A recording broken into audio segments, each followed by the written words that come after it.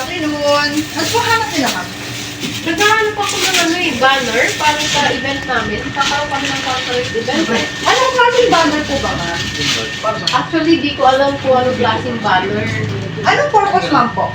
Indoor namin siya gagamitin since may function hall kami. Ito yung design nito. So ma'am, ito, meron po tayong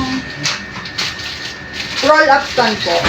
So, ito po ma'am, which is, mas maganda siya ma'am kasi hindi siya space consuming.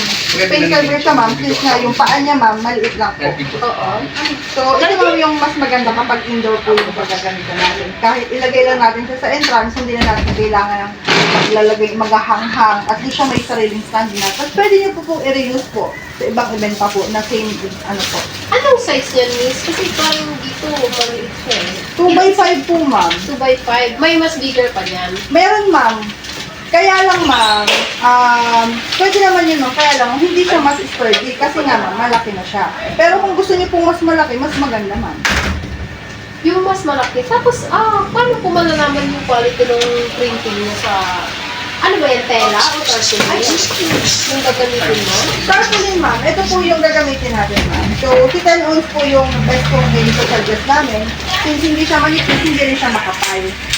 So, tama lang siya dun sa, ano natin. Anong pagkakaiba nitong apat na ito? Kasi pare-parehas yung picture. Yes ma'am, pare-pareho, nakikita niyo ma'am, pare-pareho. Pero po yung kapal niya po kasi magkakaiba. For example ma'am, ito pinakamanipis. Yes ma'am, pag in texture niya, mas manipis. Tapos ito medyo mas makapal ng konti. Same ito. Ayan. And ito po yung pinakamakapal natin. 20 ohms na po. Usually ginagamit to sa mga ano man, mga billboards.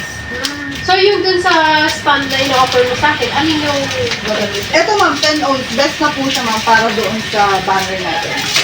Yung price nun, may pagkakaiba ba dito sa dalawa? Same lang naman siya ma'am. Pero ito kasi, mas manipis siya, tapos malambot kasi siya ma'am. Ito ma'am, hindi ganun kalambot. Mas makapal siya ng konti.